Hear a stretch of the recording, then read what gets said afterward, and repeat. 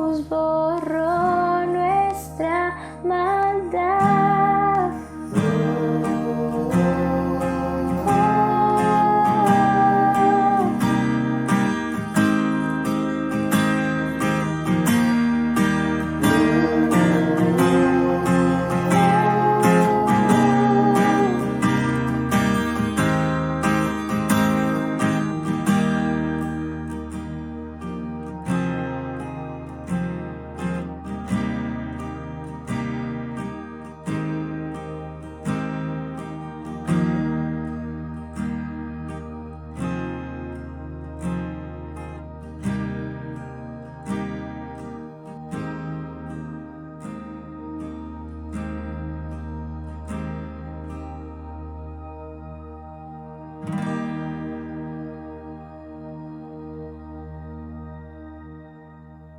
Muy buenos días, el Señor te bendiga. Una vez más te decimos gracias por conectarte con el Ministerio Crecer a través de nuestras redes sociales.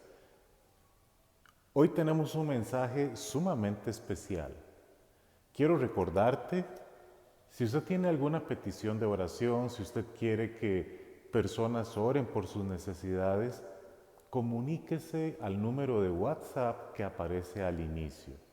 Usted podrá enviar sus peticiones, usted podrá confiar en que esas informaciones se manejarán de manera adecuada y confidencial y se utilizarán únicamente para pedir al Señor e interceder por usted.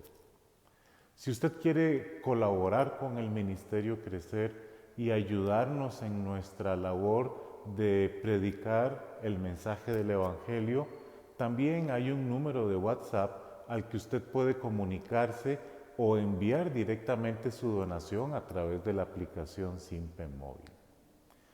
Luego de esto, quiero que avancemos en nuestro mensaje de hoy. Ayer iniciamos una sección en nuestra serie que está centralizada en el santuario, las actividades que se realizaban en el santuario, las personas que realizaban estas actividades. Ayer llegamos a la conclusión de que el santuario era nada más una manera visible y objetiva en la que los seres humanos podían sentir la presencia de Dios con ellos, en la tierra, en sus situaciones, es decir, una manifestación de misericordia. Hoy hablaremos de las fiestas solemnes y los días solemnes que celebraban los hebreos. 3 fiestas y 2 días especiales. En total, 5 celebraciones distintas. Y vamos a observar cómo a lo largo de estas celebraciones se expresaba de diferentes maneras la misericordia de Dios en distintos momentos del proceso a través del cual Dios nos rescata. Permítame comenzar contándole una anécdota que escribió posteriormente la persona que la vivió, un profesor universitario británico que estaba trabajando en la India. Había en la India una universidad en donde mucho del personal era de origen británico, como este señor. Parece que el campus universitario era hermoso y había un río que colindaba con la universidad. Un río grande, un río que permitía el ejercicio de la natación. Y este hombre tenía la costumbre de nadar todos los días antes de iniciar su día laboral. Por supuesto, se podrá imaginar que en la época en la India existía una separación de clases muy marcada. Las personas privilegiadas y los no privilegiados. Este hombre, por supuesto, británico, profesor catedrático universitario en una universidad prestigiosa, era de las partes privilegiadas. Pero los alrededores de la universidad estaban llenos de personas que pertenecían al grupo de los no privilegiados. Él cuenta que un día por la mañana, cuando estaba haciendo su rutina de natación en el río, observó que en la margen del otro lado del río había una persona que se estaba bañando. Su ojo acercándose le permitió advertir que quien se estaba bañando era una mujer. Y él comprendió rápidamente que esta era una mujer de la clase no privilegiada, de las clases pobres de la India. Él cuenta en su relato que conforme él estaba nadando en esa dirección y se acercaba, algunos pensamientos de una posible aventura comenzaron a florecer en su mente. Un acercamiento que entonces dice él que provocó cierta energía extraña que le ayudó a nadar más rápido y su mente se llenaba de imágenes y de posibilidades. Conforme se iba acercando, iba sintiendo que su corazón comenzaba a latir más fuerte con la expectativa de que podía tener un encuentro íntimo sorpresivo con alguien. Cuando estuvo suficientemente cerca para ver a esta mujer, él se sorprendió, se espantó, se impactó. Esta mujer, cuando ve que repentinamente aparece un hombre occidental cerca de donde está ella, su primera reacción es cubrirse con sus manos, pero cubrirse su rostro. Esta era una mujer leprosa y su rostro ya estaba deformado a consecuencia de la enfermedad. Esta mujer sintió vergüenza porque nunca tenía su rostro descubierto. Sintió una vergüenza que pocas veces podía experimentar. Sintió horror. Y este hombre sintió vergüenza también, culpabilidad, una enorme decepción de sí mismo cuando se encuentra la escena y lo que su sentido común le dice únicamente es mejor siga nadando y aléjese del lugar. Él se alejó, pero ahora con sentimientos distintos, sentimientos de culpabilidad, sentimientos de pena propia. Él cuenta, cuando escribe esta historia, las siguientes palabras. Ese día vi el pecado como Dios lo ve. Indudablemente usted y yo tenemos sentimientos repulsivos con el pecado, especialmente sus consecuencias, la parte vergonzosa y todo esto. No tenemos duda, usted y yo, de que el pecado es un problema que quisiéramos eliminar. Usted y yo estaremos de acuerdo en que quisiéramos no tener que arrepentirnos de algo que hicimos. Y quisiéramos poder eliminar de nosotros esta parte de esta culpabilidad y esta desazón tan grande que provoca el pecado. ¿Qué posibilidad tenemos?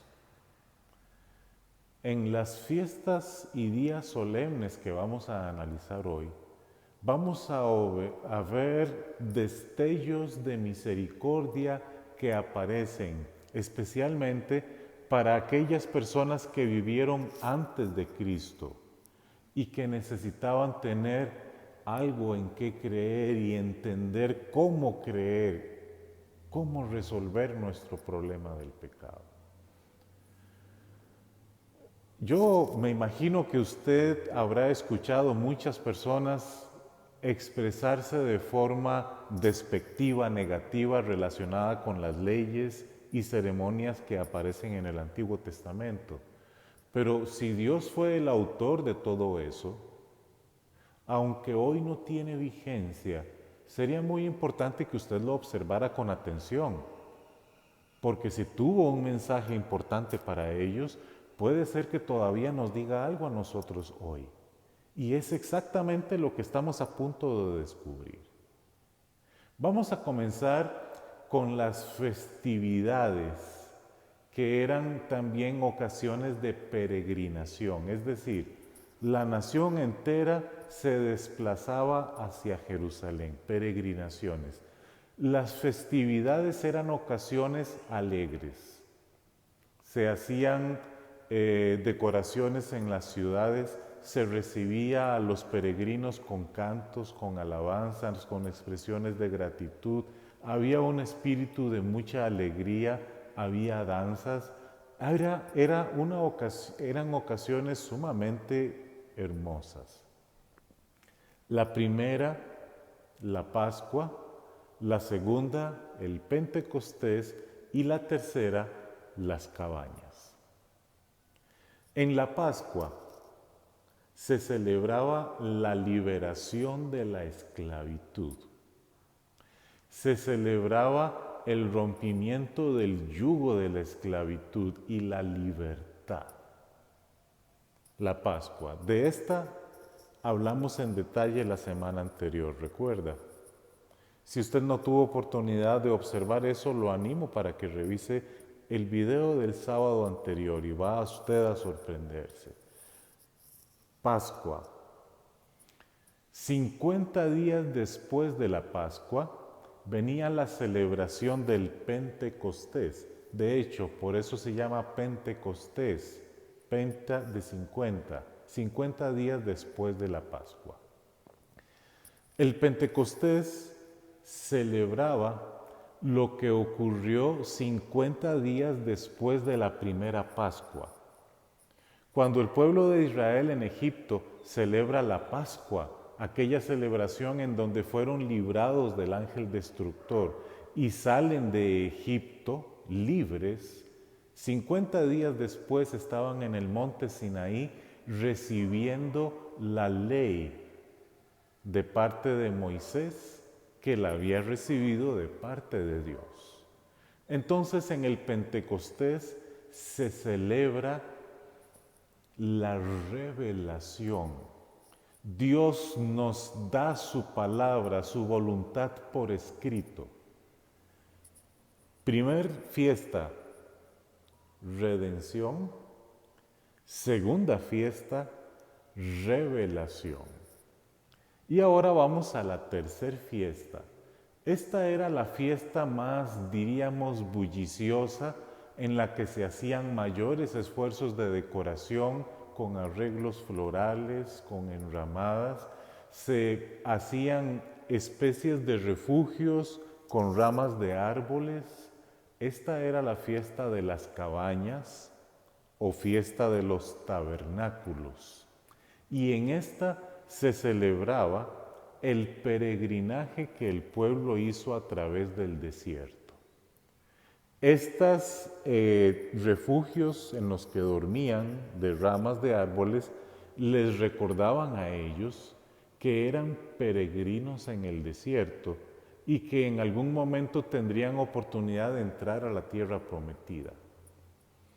Esta fiesta nos habla de la restauración.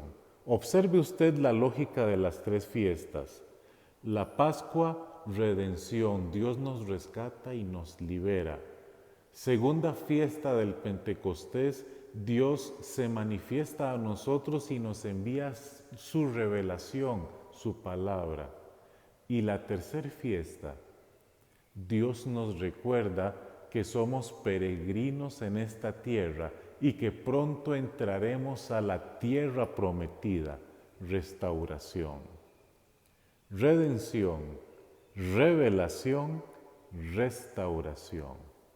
Estas eran las 3 fiestas solemnes, fiestas de peregrinación. Ahora vamos con los 2 días solemnes. Estos 2 días solemnes tenían elementos distintos a las fiestas. Las fiestas duraban varios días. Estos días solemnes eran espacios de un día únicamente. Estos días no eran días de fiesta, eran más bien días de reflexión, días de meditación. Y eran 2. Uno se llamaba el Yamin Narahim y el segundo se llamaba el Yom Kippur. ¿Qué eran estos 2 días?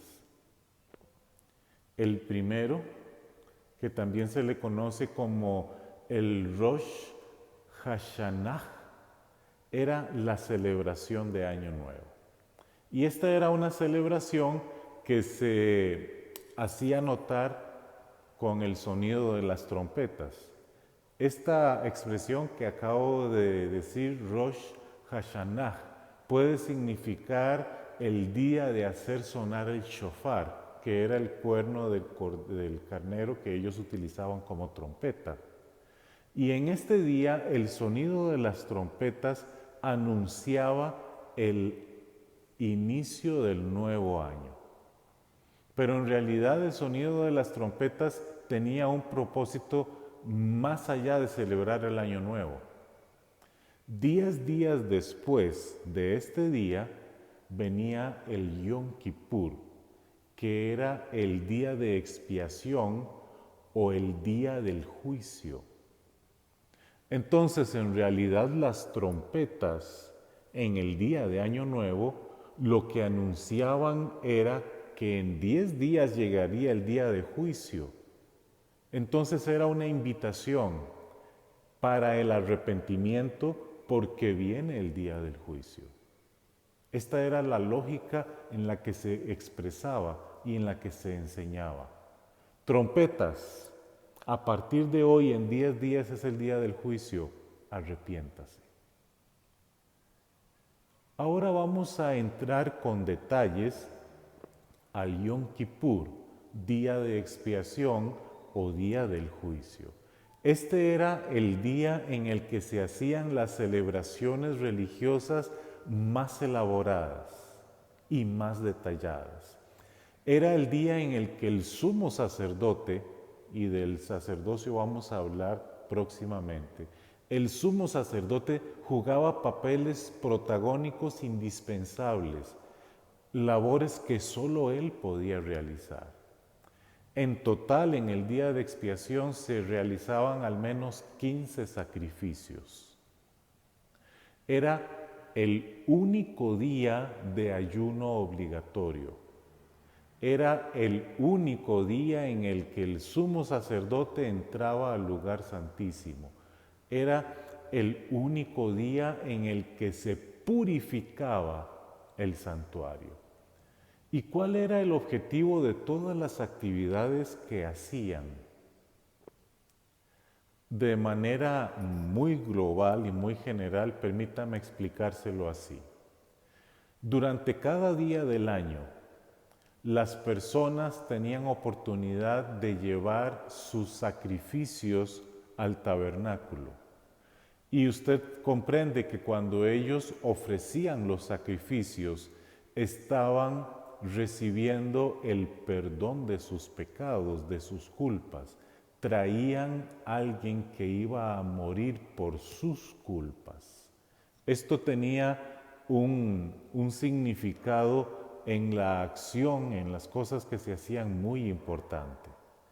Cuando el pecador traía su sacrificio y se sacrificaba, se derramaba la sangre del animal y el sacerdote que hacía el sacrificio hacía algunos rituales que veremos también, ese pecador se le libraba de su culpa, recibía perdón, quedaba liberado, pero esas culpas se iban acumulando en el santuario. a lo largo del año. Era necesario una vez al año celebrar una purificación del santuario, es decir, quitar el pecado del santuario. Y el día de expiación también encerraba un significado muy importante y era la erradicación del pecado. El último acto del día de expiación consistía en una actividad con 2 corderos, uno para Dios, que era sacrificado. Usted recuerda que Pablo nos dice, sin derramamiento de sangre no hay remisión de pecados. Uno que era sacrificado, símbolo de Cristo, y otro al que simbólicamente se le colocaban todas las culpas de los pecados de ese año, y era llevado al desierto, lejos del tabernáculo, lejos del campamento de los hebreos, bien lejos en el desierto, a donde se le dejaba morir. Este acto simbolizaba la erradicación final del pecado. Y ese cordero, que se le llamaba el cordero de Azazel, representaba a Satanás, quien finalmente será ejecutado, destruido, lejos, y con él el pecado que él originó.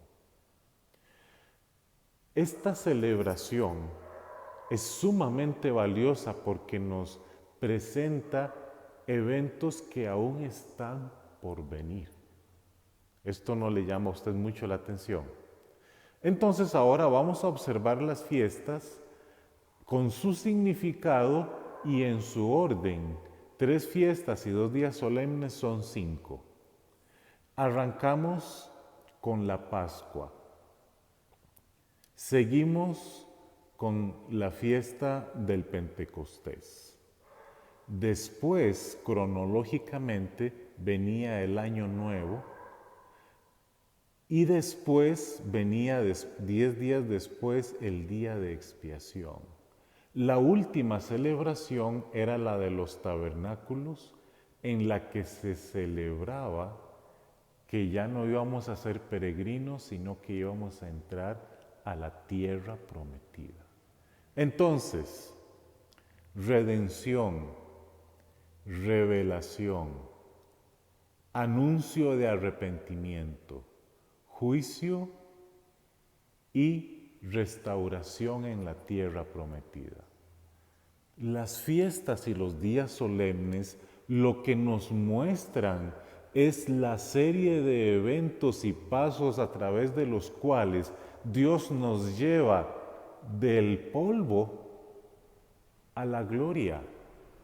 Y comenzamos con la liberación del yugo de la esclavitud y continuamos con la revelación maravillosa que Dios nos hace, con la advertencia: necesitas arrepentirte, vendrá un momento de juicio. Y finalmente, la restauración en gloria. Es un mensaje compacto, impresionante. Las personas de la época tuvieron la oportunidad de contemplar con fiestas y con celebraciones todo lo que los creyentes en Cristo hoy celebramos en su persona. Dios se encargó de que por muchos medios los seres humanos tuvieran la oportunidad de comprender que el interés de Él es nuestro rescate. Llegando al final de nuestro mensaje de hoy, quiero contarle otra anécdota. Esta me la contó mi esposa y mi esposa la recibió en una carta de una amiga suya. Esta joven, en ese momento era joven, hace cerca de 24 años, fue de misionera a un país africano. Ella le escribió a mi esposa una carta de las que se escribía antes, ¿verdad? Una carta a papel y lápiz, donde le contaba toda la experiencia de estar como misionera en este país, la cultura, el entorno y luego su trabajo específico. Ella estaba trabajando en un lugar donde se recibían niños huérfanos. Este lugar o este centro de atención para niños huérfanos les daba refugio, un lugar donde dormir, alimento, educación. Hacía un gran esfuerzo por los niños abandonados de ese país. Había grupos de misioneros que trabajaban en ese lugar que tenían diferentes funciones de acuerdo a sus orientaciones profesionales. Había un asunto que preocupaba muchísimo a las personas que trabajaban para los niños. Y era que a pesar de que se les daba un lugar en el que podían dormir, se les brindaba alimento y se les brindaba la sensación de un lugar seguro, los niños tenían un problema inconsciente. Estos niños no podían dormir, padecían de insomnio y las diferentes personas, de acuerdo a sus orientaciones profesionales, trataban de estudiar el caso y encontrar la causa de este insomnio que no lograban encontrar. Hasta que un día alguien tuvo una idea. Muchos pensaron que era como una expresión desesperada de que no sabemos más qué hacer. Pero alguien tuvo esta idea. Y como todos estaban dándose por vencidos, les pareció, está bien, no perdemos nada con probar la idea de esta persona. ¿Cuál era la idea? La idea era simple. Después de la cena, vamos a mandar a los niños a la cama con un pedazo de pan, una pieza de pan cada uno. Los niños se fueron a la cama con una pieza de pan. Y para sorpresa de todo el equipo que trabajaba ahí, esa noche los niños durmieron. Al día siguiente se comenzaron a esclarecer las conclusiones de lo que habían descubierto. Estos niños vivían en condición de abandono y en condición de hambre. Una de sus preocupaciones más grandes era, ¿y mañana qué vamos a comer? Y esta era una situación que los mantenía alerta y los mantenía sin posibilidad de dormir en aquellas condiciones. Ellos vienen a este centro de refugio, pero traen estos elementos. Y cuando ellos fueron a la cama con un pedazo de pan, su cuerpo, su ser, sintió seguridad para mañana y eso les permitió dormir. El ser humano necesita algunos elementos que le brinden explicaciones, que le brinden seguridad. Dios nos conoce. Dios nos dio celebraciones, símbolos y actividades que son para nosotros en este mundo de pecado como ese pedacito de pan para aquellos niños, que nos da esperanza, que nos anima a que mañana las cosas van a estar bien y que podemos confiar. Quiero animarte, amiga y amigo, a confiar. Dios tiene un gran plan para usted. Dios quiere restaurarte. Dios quiere sacarte del polvo y llevarte a la gloria. Permítame orar por usted. Muchas gracias le damos, Señor, porque cada vez que abrimos su palabra para encontrar lo que usted nos ha revelado, no vemos más que evidencias de misericordia, símbolos de piedad, Gracias porque usted está tan interesado en nuestra salvación.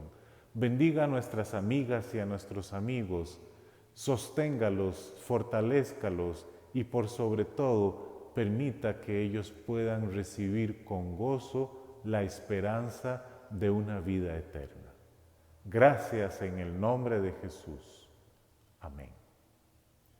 Ha sido un gusto enorme compartir estos minutos contigo. Dios te bendiga y nos vemos la próxima ocasión.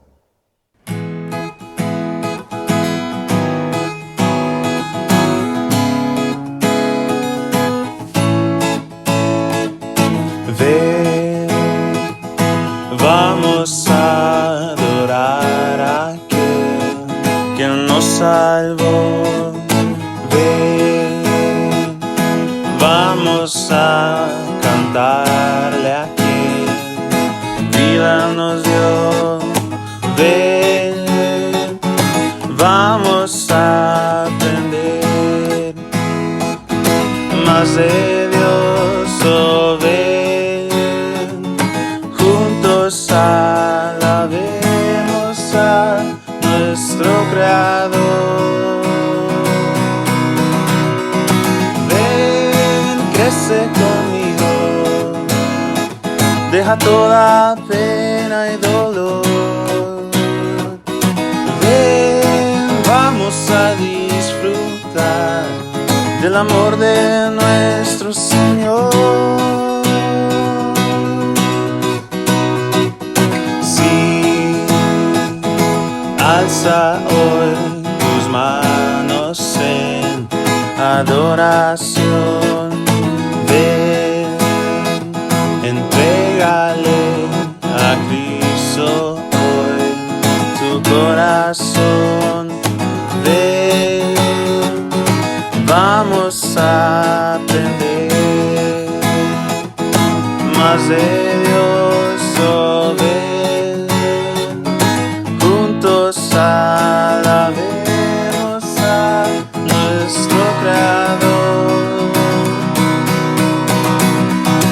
Ven, crece conmigo, deja toda pena y dolor. Ven, vamos a disfrutar del amor de nuestro Señor.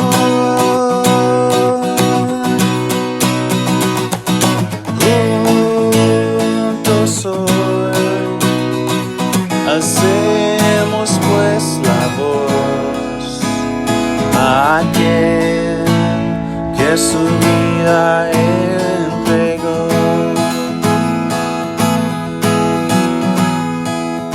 Ven, crece conmigo, deja toda pena y dolor. Ven, vamos a disfrutar del amor de nuestro Señor.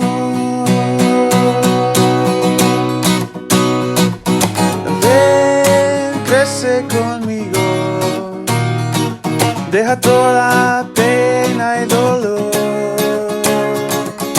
Ven, vamos a disfrutar del amor de nuestro Señor. Ven, canta conmigo, demos toda gloria y honor. Ven, juntos vamos a ir a la casa de nuestro Señor, a la casa de nuestro Señor, a la casa de nuestro Señor.